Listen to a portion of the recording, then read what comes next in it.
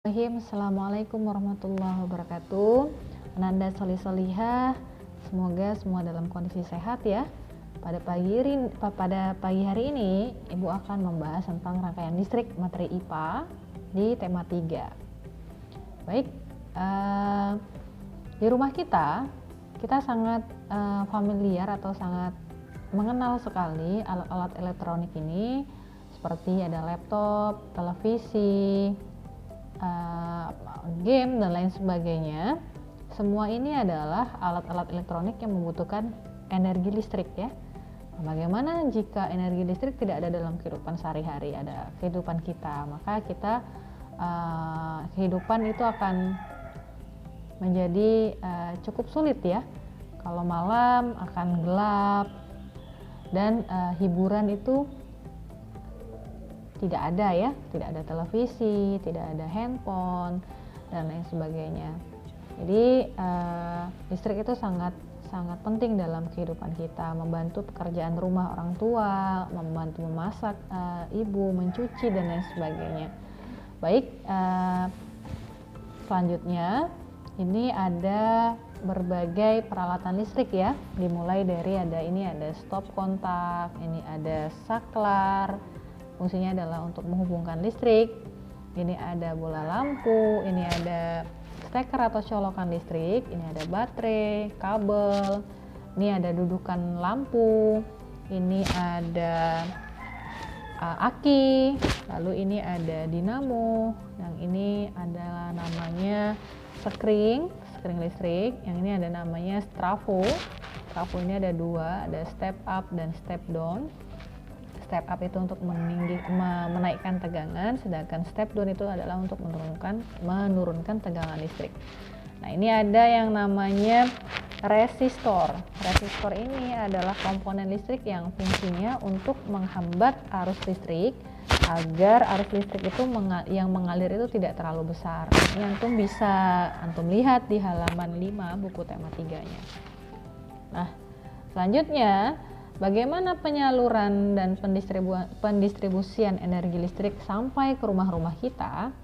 Jadi pengertian dari distribusi listrik itu adalah proses membawa arus listrik dari sistem transmisi listrik pada pembangkit tenaga listrik, baik itu tenaga listrik uap, tenaga listrik air, sumber energi listriknya dari air, uap, gas dan lain sebagainya, ini menuju ke konsumen rumah-rumah atau pabrik-pabrik yang melalui gardu dan juga sutet atau saluran udara tegangan tingkat tinggi.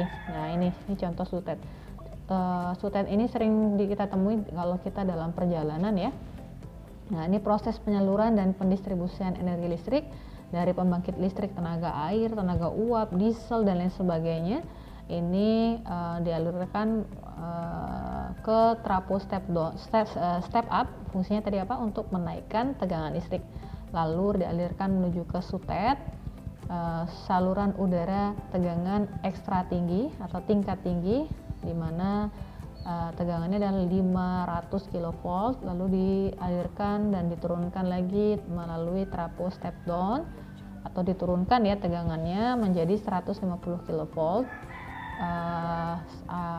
Melewati SUTT, lalu dialirkan ke pabrik, lalu diturunkan lagi untuk tingkat menengah menjadi 20 kV, dialirkan ke ke pabrik-pabrik juga, ke industri di bagian bidang bisnis, lalu dialirkan ke tingkat rendah di mana besar tegangannya ada 220 volt dan dialirkan ke rumah-rumah ya.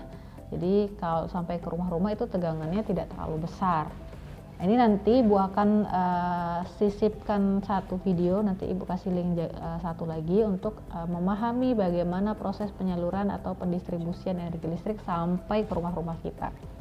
Nah, selanjutnya ini ada materi tentang rangkaian listrik. Rangkaian listrik ini adalah susunan dari komponen elektronika ya yang dihubungkan dengan sumber tegangan listrik sehingga menimbulkan arus listrik. Nah, kita akan bahas ini ada rangkaian terbuka dan ada rangkaian tertutup. Rangkaian listrik terbuka ini adalah rangkaian listrik yang tidak terhubung ya, tidak terhubung sehingga arus tidak bisa mengalir ya, terbuka.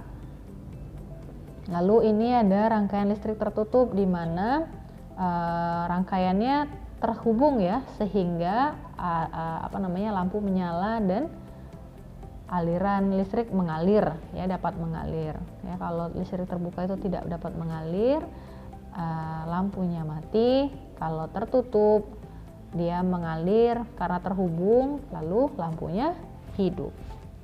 Kita lanjutkan. Jadi ini ada rangkaian listrik berdasarkan susunannya ya. Yang pertama adalah rangkaian seri. Rangkaian seri ini adalah rangkaian listrik yang dipasang secara berurutan atau berderet dan mengalir satu jalur ya, berderet ya, berurutan. Sedangkan rangkaian listrik yang disusun secara bercabang ya, disusun secara sejajar atau bercabang, ini namanya adalah rangkaian paralel. Rangkaian paralel ya, ini tergantung pemasangan.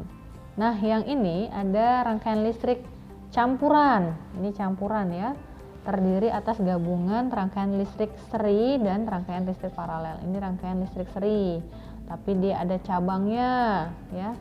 Ini ada cabangnya sehingga disebut dengan rangkaian campuran. Selanjutnya kita akan membahas rangkaian seri ya. Tadi disusun secara berderet ya. Lalu apa kelebihannya? Kelebihannya adalah lampu menjadi lebih terang. Selanjutnya ini ada kekurangannya, tapi kekurangannya adalah apabila satu lampunya putus, maka lampu yang lain itu tidak akan menyala ya. Satu lagi, sumber energinya akan lebih cepat habis. Nah, kita sudah membahas tentang rangkaian seri, kita akan membahas lagi rangkaian paralel ya. Tadi disusun secara bercabang, ini ada percabangannya. Lalu ini kelebihan rangkaian paralel. Apabila salah satu lampunya mati, maka lampu yang lain itu tetap menyala. Nih, perhatikan, tetap menyala ya. Nah, selain itu sumber energinya ini dapat bertahan lama. Sumber energi dapat bertahan lama, tapi ada kekurangannya. Kekurangannya adalah lampunya kurang terang, tidak seperti rangkaian seri yang sudah kita bahas tadi. Nah, ini tadi rangkaian campuran ya. Rangkaian campuran sudah Ibu bahas tadi. Ini ada disusun secara seri. Lalu ini ada percabangannya sehingga disebut dengan rangkaian campuran. Rangkaian campuran ini dan juga rangkaian paralel itu sering dipakai di dalam kehidupan sehari-hari di rumah kita. Nah, untuk tugasnya silakan Ananda buka halaman 7 dan 32 buku tema 3, dikerjakan di buku besar pakai pena, dikirimkan ke gurunya masing-masing. Ibu tutup dengan Assalamualaikum warahmatullahi wabarakatuh. Semoga bisa dipahami dan ya, jangan lupa kita tutup dengan lafaz hamdalah, alhamdulillahirabbil alamin. Demikian ya.